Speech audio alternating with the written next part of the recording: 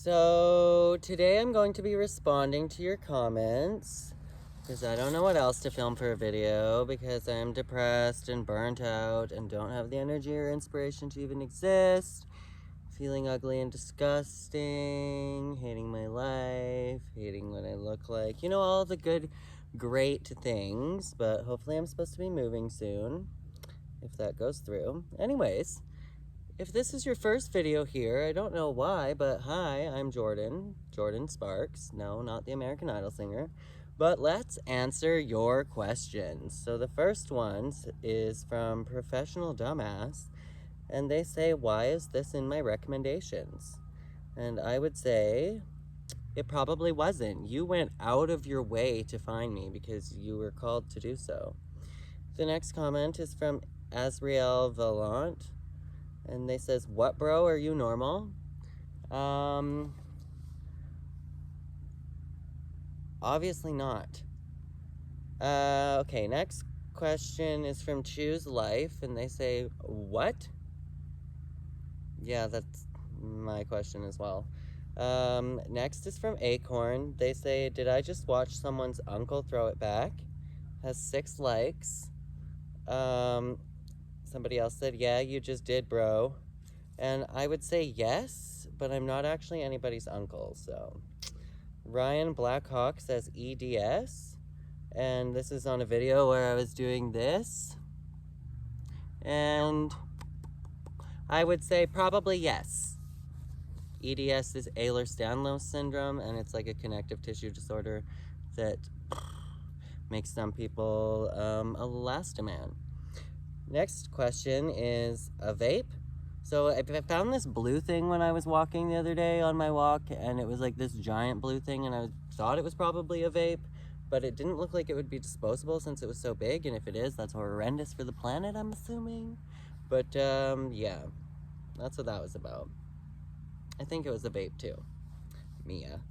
Rachel's Wonderful World of Pets says, wait, are you ex-Mormon or like you just don't care about the rules? And they're referring to a short that I posted of me that says Mormon tries coffee. And I would say that I'm just not a Mormon. I just like to troll the internet because I have no life.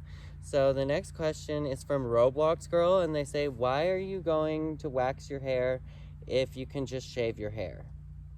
And I would say it's because I was posting that video with that title in hopes to get views. And I will never wax my head. I kind of shaved it a lot. It looks really fucking stupid, but like, whatever, what's done is done. Next question is from Sani Senpei. And they say, why post this? I don't know. Same, I guess, with this video. There's literally ants crawling all over my feet, and it's so fucking annoying, but like, what do you do when your entire acreage is infested with ants? Next question. The Esther Speaks. They said, how did that happen? Did she cut herself on something, or was she not wearing the correct shoes? And they are referring to JoJo Siwa, and she was doing like a turn sequence, recreating the turns from Maddie's Bond Girls solo from Dance Moms, and I was reacting to it, and she like ripped her pinky toe off, and she was wearing socks turning on Marley. So how that happened, I don't know. The world hates her, I guess. The universe had it out for her that day. Jambo Guai or Gay says, are you okay?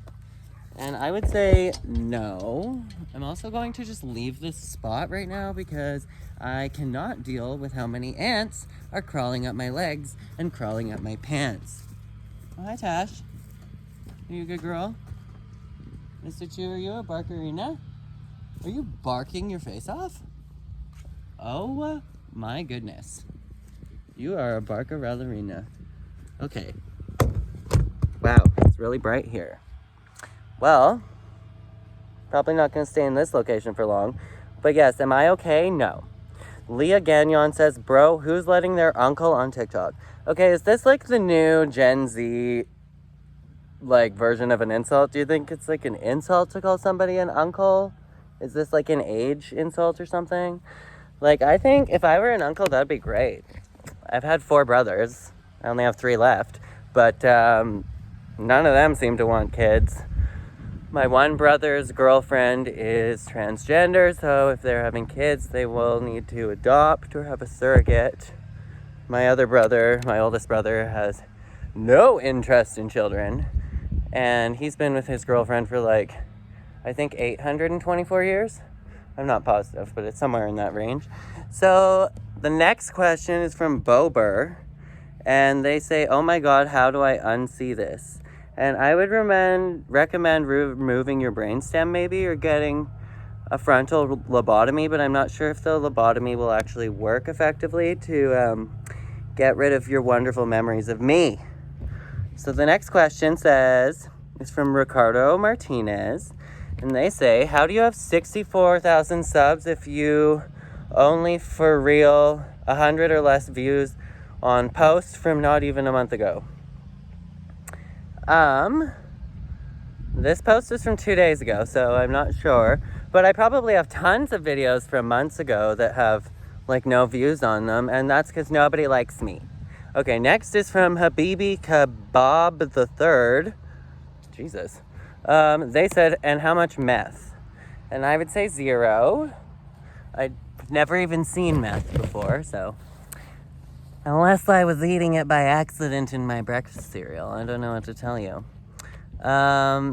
It's Mido2 says, why would you remove the beautiful fur? And they were referring to my IPL laser hair removal video on my arms. And that's because my arms look like a gorilla and it's not very flattering.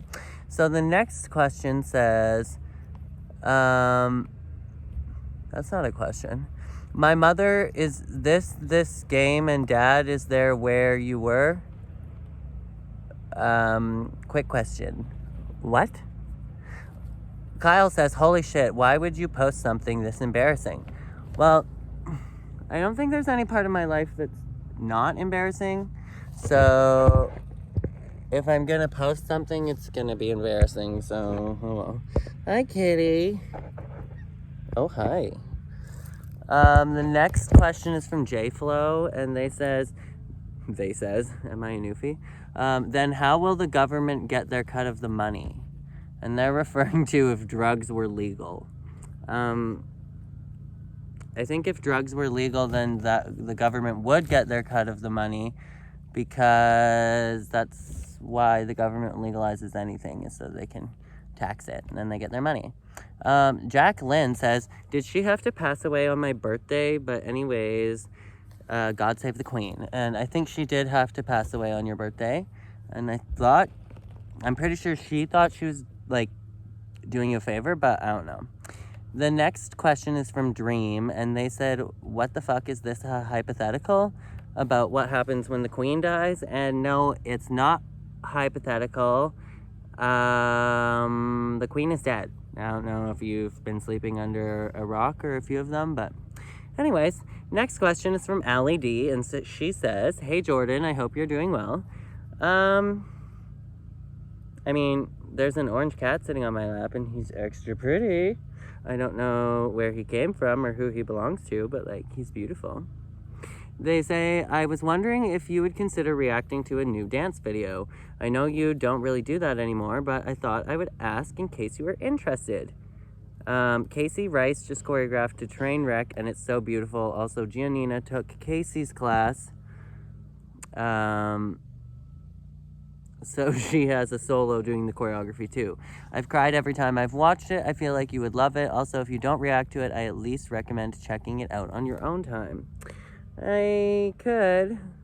I'm just like feeling completely burnt out and not really interested in dancing at the moment, or art, or like anything. Just this orange cat. But thank you for the recommendation. When I feel like watching some dance, I'll maybe go check it out. Claire Coleman says, oh, Mackenzie, because I had a crop of a video and it had Mackenzie instead of Maddie. Anyways, Cyrus Leaf 1101 says, I don't know why it hasn't been already about drugs being legalized. They said people are going to do them regardless, so why not tax it, give doses that people can't die on, and sell the living crap out of it. Have as many warning labels on it as you'd like, but if people want something, why not let them have it? Yeah, I don't know. I don't really have an opinion on whether drugs should be legalized or not. I was just wondering what you guys thought. I feel like I've heard studies, or somebody was responding with studies where they said that it was legalized and then the crime rates and drug rates went down.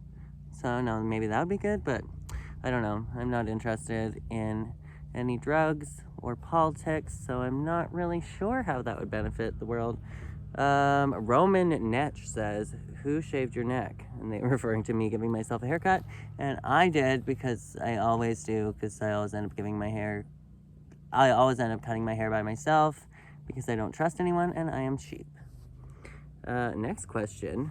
Look how needy this cat is. Who owns you? Whose cat are you? Why so needy? Next question is from Amy Tinsky. They said, what did you feel once you had arrived and people were buying your clothes and you had probably more stabilized supervision and meals? They were referring to after I arrived in Nanaimo when I was kidnapped. It wasn't so much like people buying me clothes and stuff, like showering me with gifts. It was like on Christmas Day, I got some pajamas. And then other than that, we went to the thrift store. I think my dad bought me like a couple pieces of clothing, and my aunt might have donated some hand-me-downs from my cousin. If blah, blah, blah, blah, when you had more stabilized supervision and meals. Okay, so when I was first kidnapped and I came to go live with my grandma, Nora, she hated children, so I don't know why she wanted us there. She was very strict and structured, so I guess that was good for a little while. Like, she was the kind of person that would be like, no elbows on the table, you always need to wash up like friggin' 70 times a day. But she had weird rules, like we weren't allowed to wear anything that wasn't, like we couldn't wear shoes unless they were made of leather. She would like throw out anything if it wasn't like proper British clothing by her standards. But like she did not like children, so it was kind of awkward. Like, for example, when my cousin would come over and donate toys to us or something, like give us hand-me-downs or whatever, she would go through it all first and keep everything for herself that she wanted. And I'm like, you're a grandma and we are literally children that own nothing and have been kidnapped. There are so many bugs on this acreage. Okay, let's go, kitty. I have to go. Time to relocate. This place is infested. But anyways, yes, I was fed there and clothed. I was clothed before when I was living with my mom. I would say it was the last couple months, though, before I was kidnapped, that I don't remember there being much food. We were always like going out as little hooligans in the neighborhood doing whatever we could to find food. And then she said, but I can't imagine what confusion for such a little kid to feel about losing his mom so suddenly. Yeah, I was confused as well, especially because at 5 years old, you don't realize that you're being kidnapped. They said, did you feel like she was going to be looking for you and upset? Geez, so many questions. I feel like at the time, I did not feel like she was going to be looking for me, just because like a week before that, I ran away from the house because we were being neglected. We were being neglected so badly that I felt the need to run away. And like I said in one of my previous videos, when I got back, she was just drunk, dancing in the living room. Didn't seem to give a F at all, so no, I wasn't really thinking she was coming looking for me. I had felt kind of like I'd been saved. Next, she said, it's such a complicated situation, and I cannot imagine the feelings you had then and resentment now about all that you had went through without any consistent adult figure for you to rely on. I remember as a little kid, like whenever I would meet somebody's dad, like if I had a friend or if there was like somebody coming to school with their dad or something, I would always be like, I wish they were my dad. Or I used to think that about male teachers and stuff. So clearly I think that I was wanting more structure or some kind of role model or something. But no, in retrospect, my dad was a great, loving, compassionate person. So I would say any good parts about my personality came from him. And ironically, even though he kidnapped me for years and years and years, I am the person I am today because of him, and he's really the only person that I ever felt showed me any love and support, any kind of affection.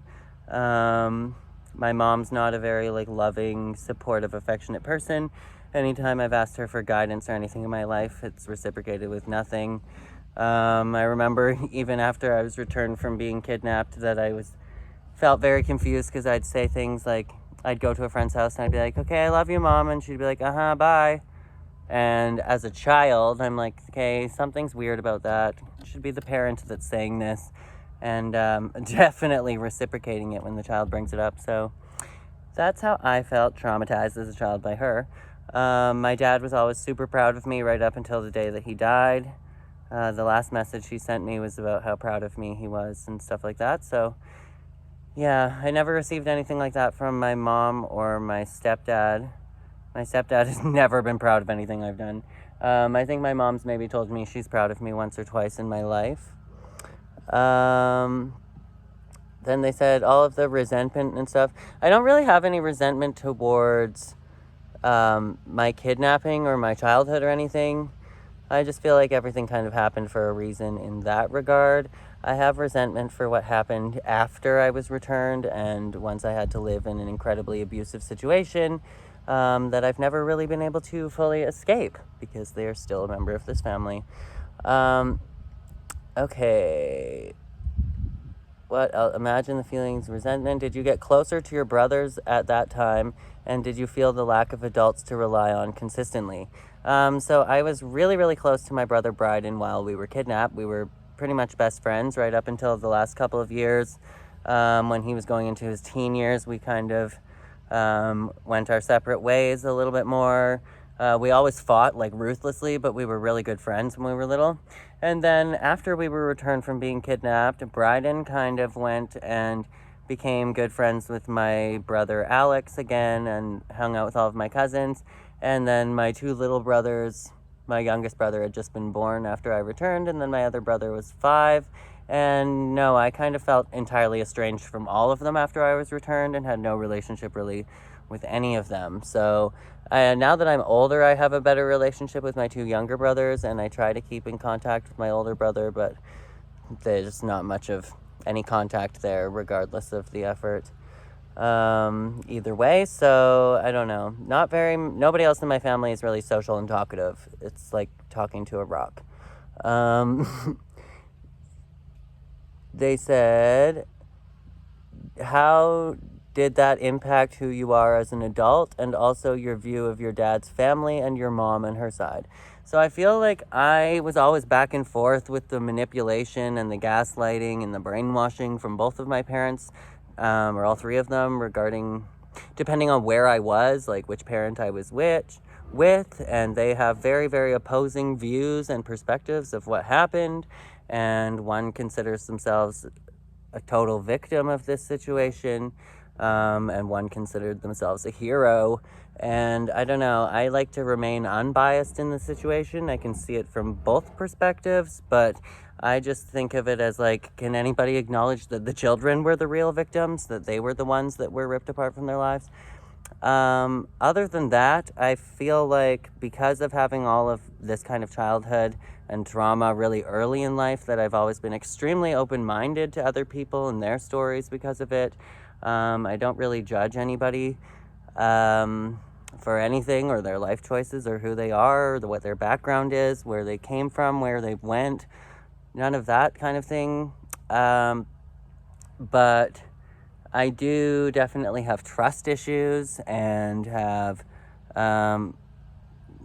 deep-rooted trust issues and stuff like that, and don't feel really connected with my family the way that a lot of other people are. I really loved my dad and I felt that reciprocated, but I don't feel like that from anybody else in my family and never really have. So yeah, that's about how that has affected me. And my view of my dad's side of the family and my mom's, I love them all, but they all have their own issues and everybody is very hard to communicate with. So except for my Auntie Lori on my dad's side, she's really easy to talk to and open. But yeah, they all have their own struggles. Then Amy asks, this is still all one comment, did your mom have any support to help her with parenting? No, I don't think so. Her parents and sisters and siblings and whatever wanted to take us away, or wanted to take my oldest brother away as soon as my mom started having kids because she was like 16. So no, I would say no support. And then they said, sounds like she didn't. She sounds like she was partying due to being overwhelmed with no money, husband having a mental health condition, and kids she needed to support and she couldn't. I don't really know how much she was partying. That's just what my dad was saying was going on. I was kind of at home. Didn't really know, other than the one time when she was drunk dancing in the living room when I came home from running away. I don't really know what she was up to. Mental health condition. She was probably half checking out and half looking for another parent to help her and help raise you guys. Yeah, I think she was kind of just erupting at that moment, probably self-imploding with too much to go on with the loss of her marriage and relationship, trying to work 2 jobs, go to school, and raise 3 kids. But yeah, I don't know. I think that's about it for questions from that comment. The next one says the graphic was cut off. What did it say? It says that my cat was free to a mediocre home because he's no longer pulling in the views that he was supposed to. And it was a joke for everybody that can't sense sarcasm whatsoever. Okay, another comment from questions from Amy, but I think I answered them in a previous video. And I think that is it for questions. So I know that this video was pretty long and all over the place, but I have no idea what else to film other than YouTube shorts these days, because long form content, at least for my channel, seems to be completely dead and gets like 3 views regardless of what I post. So no sense putting in 800 hours of research and creating like documentaries and stuff if nobody is watching them. Yeah, I find it weird because the algorithm, you can split up the same video. Like, I will literally split up the same video that I posted in long form content, split it up into like 6-second shorts, and every single one of the shorts gets like 1 billion views. Not actually, but it will get like 100 times more views than the long form content. So I don't know how these 2 algorithms work. It seems that the shorts is just like forcing people to watch everything that you post. Like random people, not even people that are subscribed to you. And then the long form algorithm is just like, I'm not going to show your content to anyone. But anyways, that's it for today's video. Bye.